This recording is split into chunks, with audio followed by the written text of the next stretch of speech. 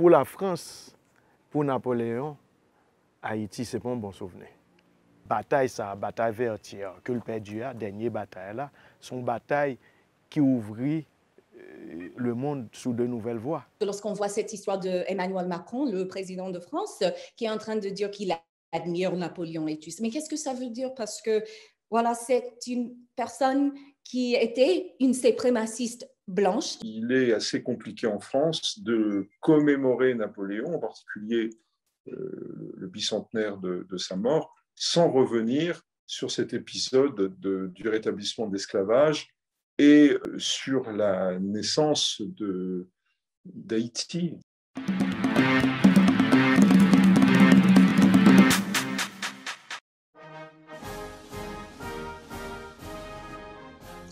Napoléon Bonaparte, c'est un personnage de l'histoire de France qui divise en France, qui divise les Français. Il y a une partie des Français pour lesquels Napoléon est un personnage emblématique, qui est uniquement positif. Et puis, il y a une partie des Français pour lesquels Napoléon est un personnage plus controversé. Je ne mentirai pas en disant que je fais partie de la seconde partie de ces Français-là. 5 mai 1821, Napoléon mourit à 6 heures du soir. Il a commencé à avoir une convulsion. Depuis 3 mai, le docteur qui était sous les yeux dit bon, c'est fini. Je ne vais pas mourir. Les gens objectifs disent que en 1795, Napoléon a profité des circonstances pour se faire connaître. Il a mené des campagnes, notamment en Italie, en Égypte, et puis en 1799, il a pris le pouvoir. Donc, il a en quelque sorte mis en otage la République.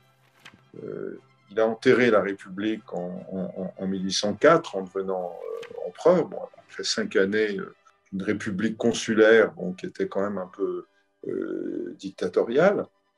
Et puis, il a organisé un certain nombre de campagnes militaires à sa propre gloire, hein, il faut quand même le dire, dont la plus désastreuse a été la campagne de Russie, on le sait. Il y a eu des victoires, il y a eu des défaites, il y a eu plutôt des victoires parce que Napoléon était un grand stratège. Mais ça a occasionné aussi la mort de Français. Et puis, il y a le rétablissement de l'esclavage dans des conditions désastreuses en 1802, désastreuses sur le plan moral, et puis même désastreuse sur le plan politique, puisque ce rétablissement de l'esclavage, il a provoqué la perte des colonies françaises, et notamment de la plus prestigieuse qui était la colonie de Saint-Domingue, qui aujourd'hui est la République d'Haïti. Avec la Martinique, il y a ce lien particulier qui se fait rapidement parce qu'il épouse Joséphine Tachère de la Pagerie, qui est une fille de Béquet, hein, de colon esclavagiste. Et donc, quand elle épouse Napoléon à la Martinique, c'est l'alliance entre la colonie et la métropole à travers ce mariage impérial qui est pour beaucoup un signe de la richesse de la Martinique finalement et du fait que la Martinique a réussi à donner à l'Empire une impératrice, une épouse, voilà. Mais à la Martinique, on considère que Joséphine, comme elle est fille d'esclavagistes, elle est Béquet elle-même, elle aurait demandé à Napoléon de rétablir l'esclavage. Au moment du rétablissement de l'esclavage, on a déporté énormément de réfractaires.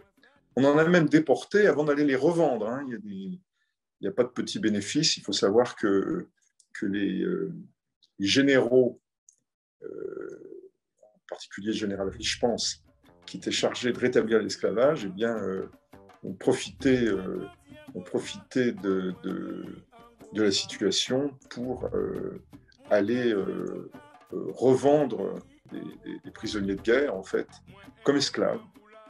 la colonie de la Guadeloupe.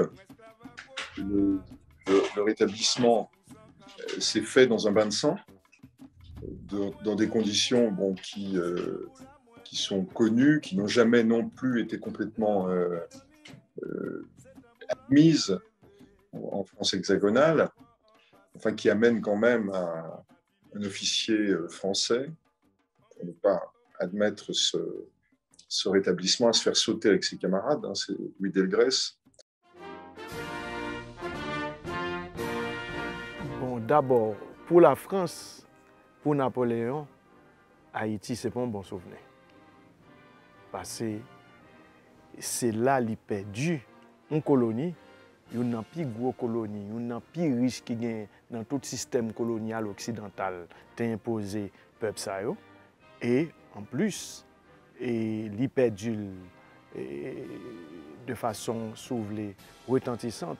Bataille vertière que le perdu la dernière bataille là, son bataille qui ouvrit le monde sous de nouvelles voies, sous sorta carrelé une aventure et Haïti impliqué dans l'aventure ça, puisque Haïti par émergence li et par bataille vertière là et briser un bon code, un bon lexique qui était entouré et esclaves, et esclavage, et race, et colonialisme, et race supérieure, et puissance occidentale, et incapacité du nègre à faire ci, à faire ça, c'est une coquine chaîne bagaille et qui peut un mauvais souvenir pour Napoléon et pour la France.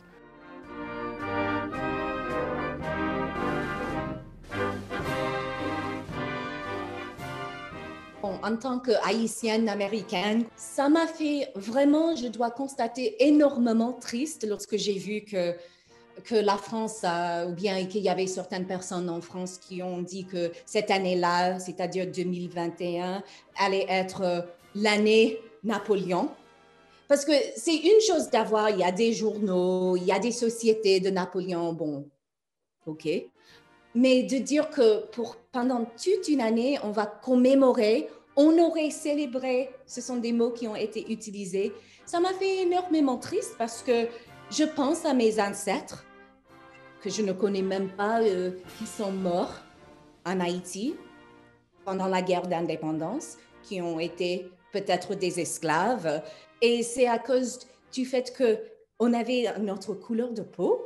Alors, ça m'a fait triste et puis lorsqu'il y a des personnes qui disent « Laisse-nous nos héros, il ne faut pas enlever nos héros ». Mais les vies, je ne parle pas des héros, je ne parle pas de la mythologie, je parle des vraies personnes qui ont vécu en Haïti, à Saint-Domingue, qui ont perdu leur vie, leurs enfants, leur père, leur mère. C'est pas une théorie. C'est ce qu'on sait. Je pense à l'indemnité, je pense à tout ce que la France a fait. Et puis après, ils ne peuvent même pas juste laisser Napoléon rester dans son tombeau. Ils doivent nous embêter, tout le monde, avec cette année de Napoléon. La seule raison que moi, j'ai écrit à propos de ça, c'est parce que je veux expliquer pourquoi c'est comme s'il y avait des Allemands qui ont essayé de commémorer la mort de Hitler.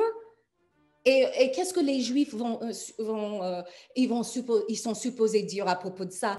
Sans céder jamais à la tentation du procès anachronique, qui consisterait à juger le passé avec les lois du présent, mais en retraçant ce que nous sommes, nous, Français, une société historique. Un pays de temps... Il y a toujours eu une récupération politique du personnage de Napoléon. Le premier à avoir récupéré politiquement Napoléon, c'est Louis-Philippe. Le culte de Napoléon, le retour des cendres, ça s'est passé sous Louis-Philippe. Il y a eu une autre récupération de Napoléon, elle est beaucoup moins avouable, celle-là, c'est la récupération de Napoléon par Hitler.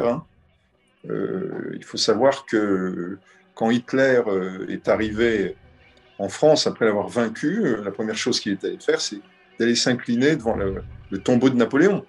On le sait aujourd'hui. Et tous les occupants, les nazis, allaient se prosterner devant le tombeau. C'est un peu compliqué aujourd'hui pour un chef d'État d'aller faire la même chose. On sait aussi que c'est Hitler qui a permis le retour des cendres de l'Aiglon, du fils de Napoléon, qui est entré aux Invalides porté par des soldats allemands de nuit, au cours d'une cérémonie un peu lugubre, c'est le moins que l'on puisse dire, avec des collaborateurs français qui portaient des torches. C'est pas le moment le plus glorieux de la France.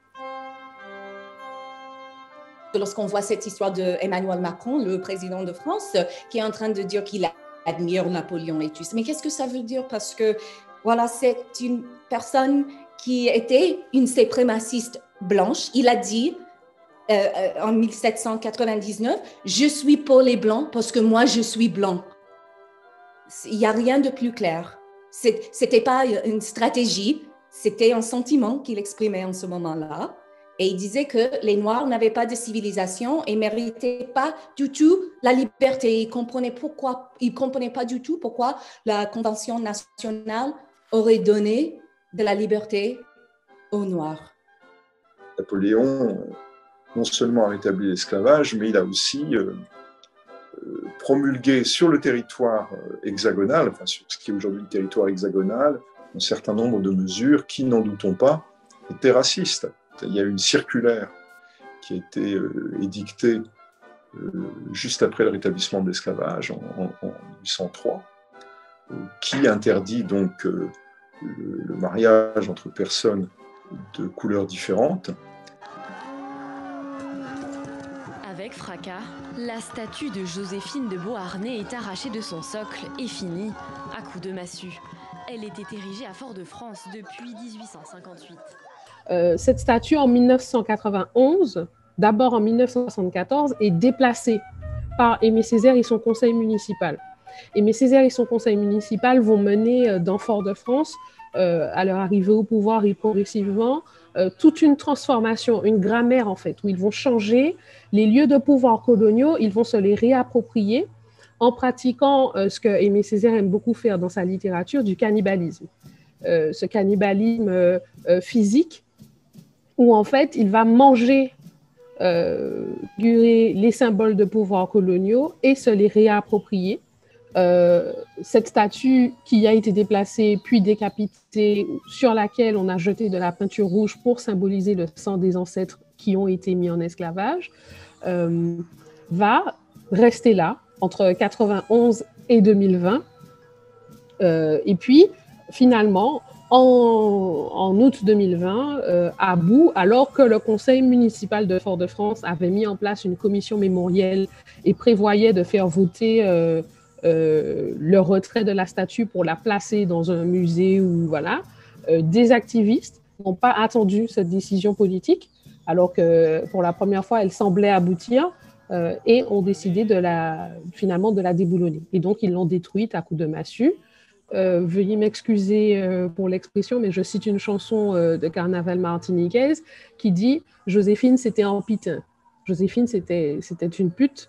Et donc, il y a vraiment cette image de la femme qui est dégradée et finalement, comment la mémoire, si on peut dire les choses ainsi, de Napoléon à la Martinique est extrêmement féminisée en fait, par sa figure à elle. L'histoire, ce n'est pas seulement les faits, l'histoire, c'est l'écriture autour des faits. Et ça qui passe en France aujourd'hui, c'est une construction historique autour d'une mémoire, autour d'une figure emblématique. Et côté français, en perte de repère, tout, il y a recadré mémoire par rapport à cette figure emblématique. Ça, c'est la France, c'est l'affaire de la France. Moi-même, je connais, quand on me dit un journaliste étranger l'autre jour, je connais ça Napoléon, fait me subir ici. Et je connais ça Napoléon symbolisé dans l'histoire de la colonisation et de l'esclavage en Haïti. Tout ça nous repoussait Napoléon incarné. Et ça, ne peut pas oublier. C'est peut-être ça, moi, recommande une distance critique par rapport à tout ça.